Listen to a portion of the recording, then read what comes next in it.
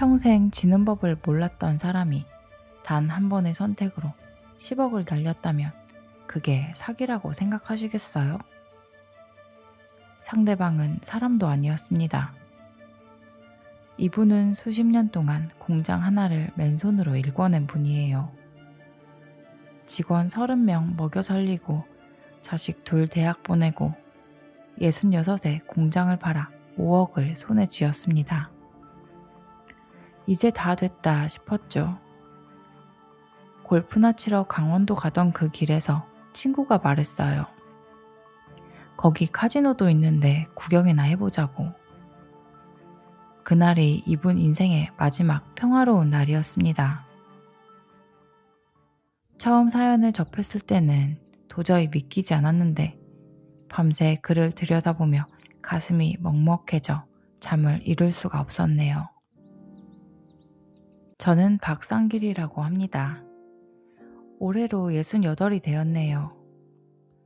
지금은 원주 변두리의 작고 쓸쓸한 월세방에서 홀로 하루를 보내고 있어요.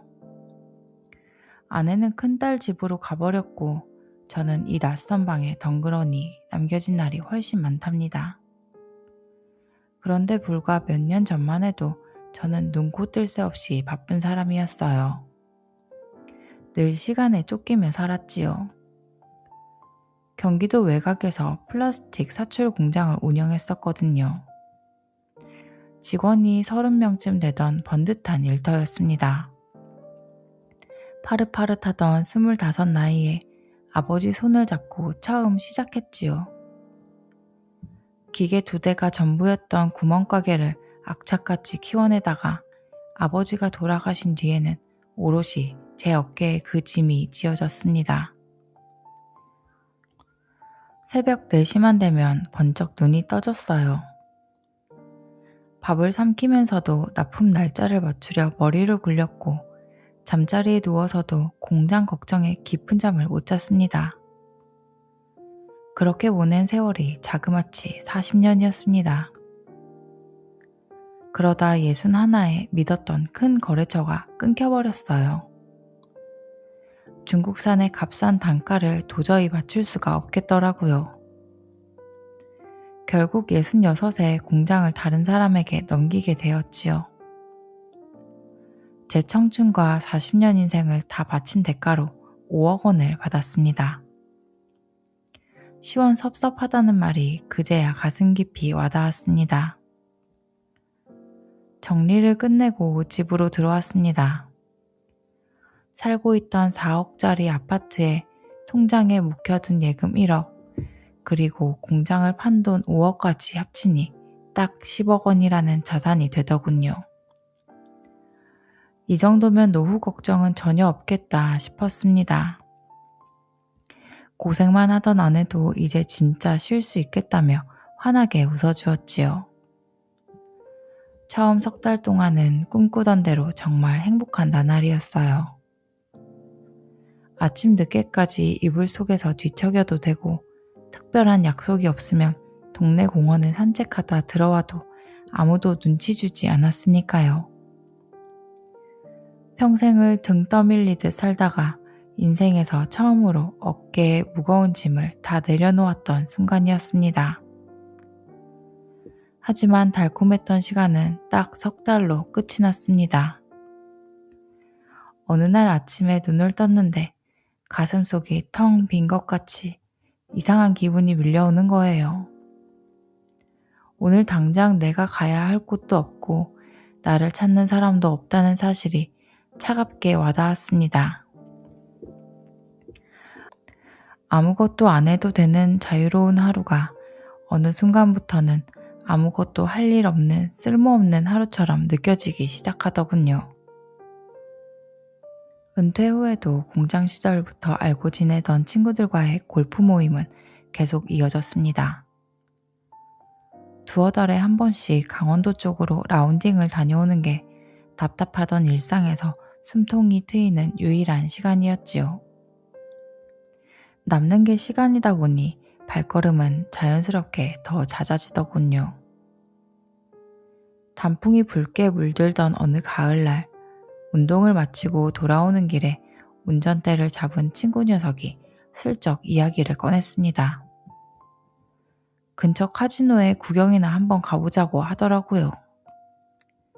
저는 도박 파는 체질이 아니라며 손사래를 쳤지만 옆에 있던 다른 친구까지 그저 커피나 한 잔 마시고 나오면 그만이라며 거들었습니다.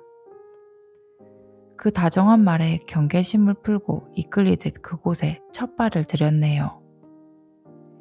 입구에 들어서자마자 사방에서 들려오는 요란한 기계 소리와 테이블마다 빽빽하게 매달린 사람들의 모습이 참 낯설었습니다. 친구는 익숙한 걸음으로 저를 이끌며 바카라라는 게임의 규칙을 설명해 주었어요. 2개의 카드 패 중에서 높은 쪽을 맞추는 거라며 아주 단순하다고 속삭였습니다. 칩을 가볍게 던지는 사람들을 보니 승부가 참 쉬워 보인다는 생각이 머릿속을 스쳤습니다. 옆에서 자꾸 부추기는 성화에 못 이겨 믿져야 본전이라는 마음으로 5만원짜리 칩 하나를 샀지요. 그게 불행의 시작이었습니다. 2판을 연거푸 잃고 난 뒤 3번째 판에서 마침내 돈을 땄습니다. 5만원이 순식간에 2배로 불어나는 순간 묘한 기분이 밀려왔어요.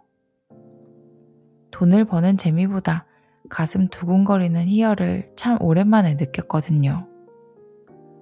수십 년 전 밤을 새워가며 커다란 납품 계약을 따냈을 때 온몸을 감싸던 성취감과 너무나도 닮아 있었습니다. 머물다 밖으로 나왔습니다. 주머니를 보니 5만원이 어느새 15만원으로 늘어있더군요. 집으로 돌아오는 고속도로 내내 제 시선은 창밖 어둠 속에서 아른거리는 초록색 테이블을 쫓고 있었습니다. 그 손끝의 찌릿함이 도무지 머릿속에서 지워지지 않았던 겁니다. 일주일이 지나고 결국 참지 못해 다시 강원도를 향했습니다. 이번엔 혼자였습니다. 친구에게 같이 가자고 하기가 왠지 멋쩍어서 바람이나 쐬고 오겠다며 아내에게 둘러대고 홀로 운전대를 잡았지요. 입장료를 내고 카지노 문을 열고 들어서는데 가슴이 아주 세차게 뛰더군요. 설레는 건지 겁이 나는 건지 2가지 감정이 머릿속에서 어지럽게 뒤섞였습니다. 곧바로 바카라 테이블 앞에 자리를 잡았습니다. 2번째 운이 게임 흐름이 지난번보다 훨씬 더 쉽게 눈에 들어오더라고요. 사람들이 어느 쪽에 칩을 던지는지 살피고 빈자리가 나자마자 바로 앉았지요. 처음에는 조심스럽게 5만원씩 걸기 시작했습니다. 이기면 순식간에 2배가 되고 지면 흔적도 없이 사라지는 판이었습니다. 그날은 신기할 정도로 유독 운이 잘 풀렸습니다. 서너 판을 연거푸 이기고 어쩌다 한 판을 잃는 시기였거든요. 4시간쯤 정신없이 매달리다가 문득 앞에 쌓인 칩을 세어보니 40만원이 훌쩍 넘어 있었습니다. 주머니에서 꺼낸 5만원이 40만원이 되었으니 순식간에 35만원을 번 셈입니다. 묘한 감정이 밀려왔어요. 그 다음 주말에도 자석에 이끌리듯 또 그 길을 달렸습니다. 결과는 역시나 승리였지요. 물론 매번 따기만 하는 것은 아니었습니다. 그 다음 주에는 꽤 큰 돈을 잃기도 했거든요. 그런데 이상하게도 돈을 잃으니까 오기가 생기면서 자극이 더 강하게 오더라고요. 주머니에 돈이 있으니 당장 잃어도 크게 아깝지 않았고 오히려 다음 판에 찾아오면 그만이라는 생각이 고개를 들었습니다. 그렇게 2달 가까이 시간이 날 때마다 문턱이 닳도록 드나들었을 때였습니다. 수첩을 펴고 계산해보니 통장에 300만원 가까운 공돈이 쌓여있더군요. 그때부터 무서운 착각이 시작되었습니다. 내가 이 도박에 특별한 재능이 있고 흐름을 완전히 읽을 줄 안다는 치명적인 착각이었지요. 한 달 동안 카지노 출입 한도를 꽉 채워 드나드는 동안 제 베팅은 어느새 한 판당 제한 금액인 30만 원까지 치솟아 있었습니다.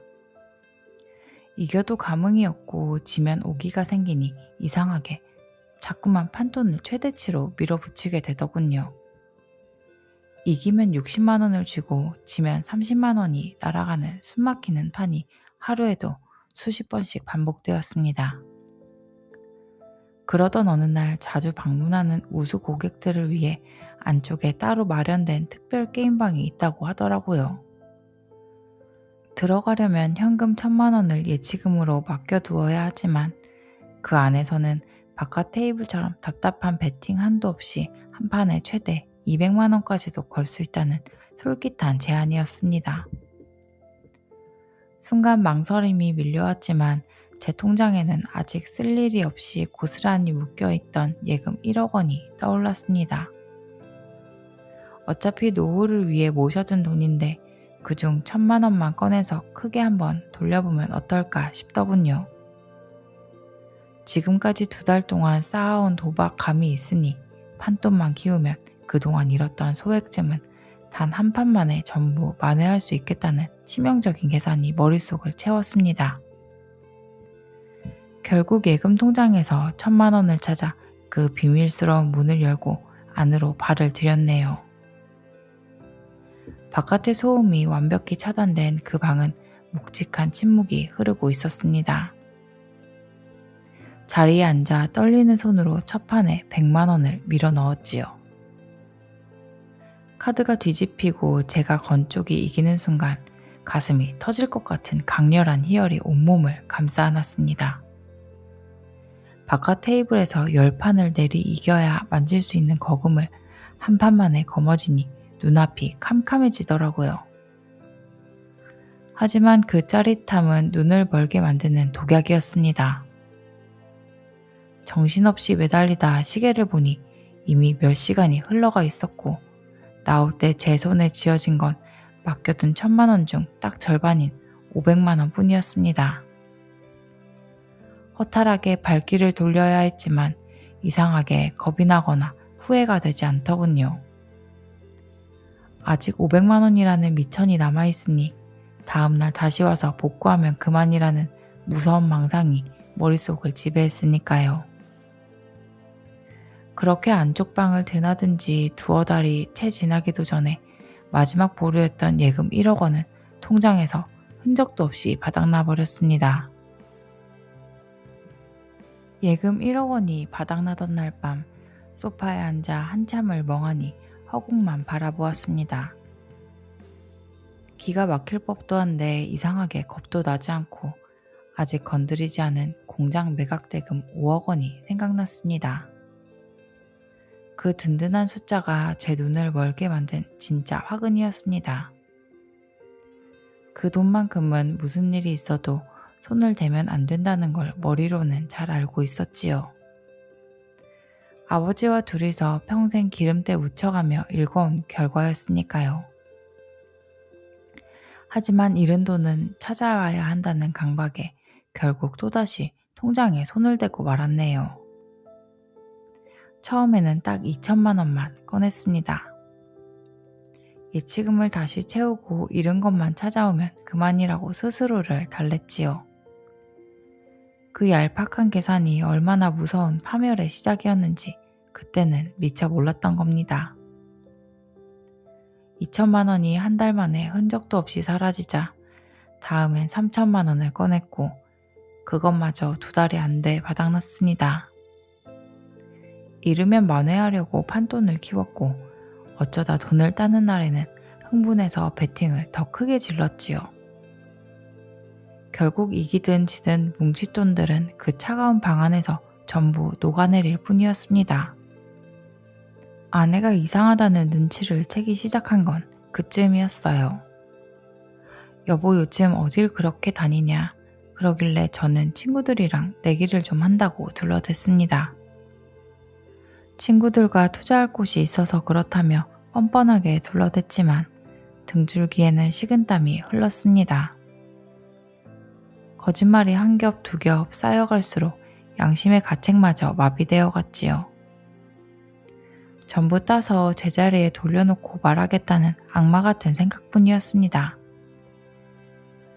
5억 원이 순식간에 반토막 난 걸 확인한 날 온몸의 피가 거꾸로 솟는 느낌이었습니다.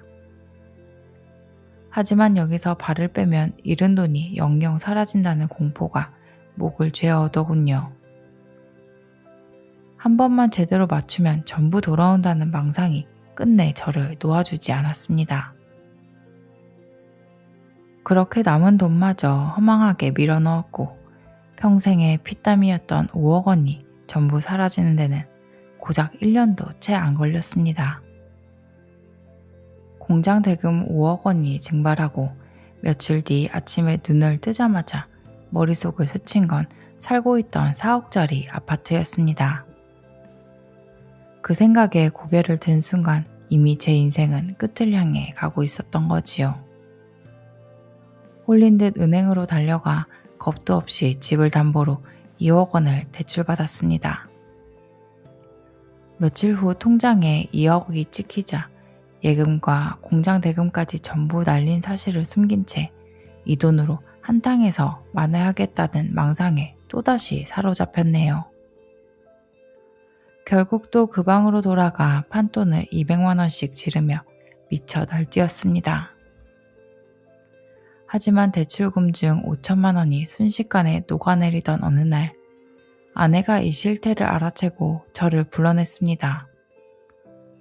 하얗게 질린 얼굴로 예금과 공장 판돈의 행방을 묻는 아내 앞에서 저는 차마 고개를 들지 못했습니다.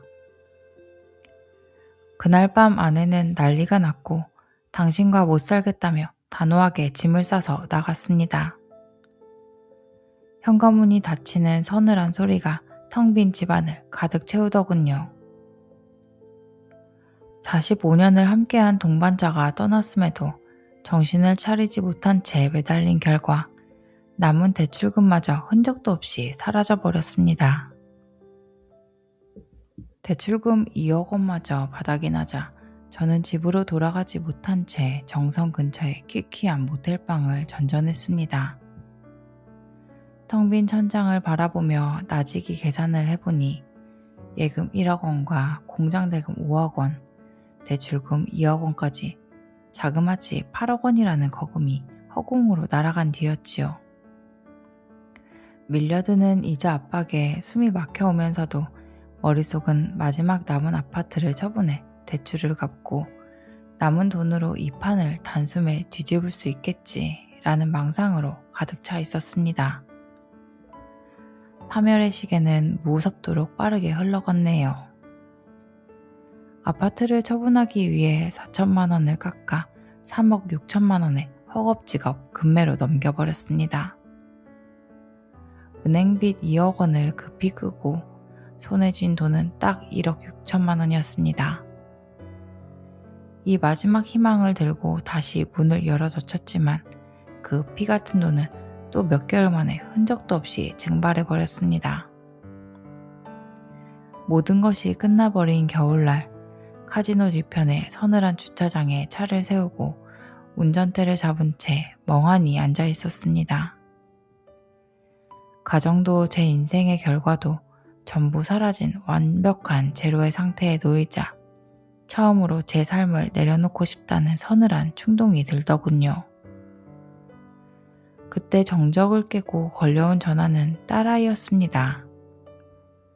정성까지 찾아와 큰딸이 제 메마른 손을 가만히 움켜잡았을 때 살얼음 같던 마음이 한순간에 녹아내리며 뜨거운 한숨이 터져 나왔네요.